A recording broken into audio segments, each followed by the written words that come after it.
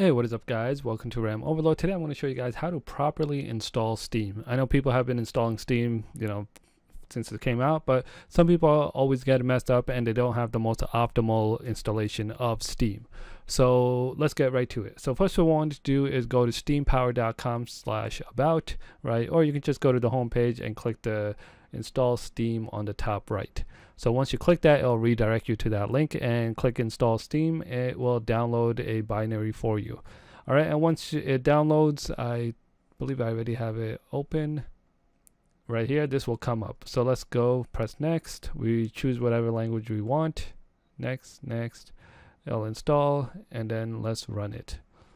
All right, and now I'll get whatever updates it needs to get. I think this pretty much the installer in the beginning, and this will update and make sure you have the latest version of Steam, because since whenever they put this installer on the website, there could be updates and whatnot to the actual application itself, and this is basically what will do that.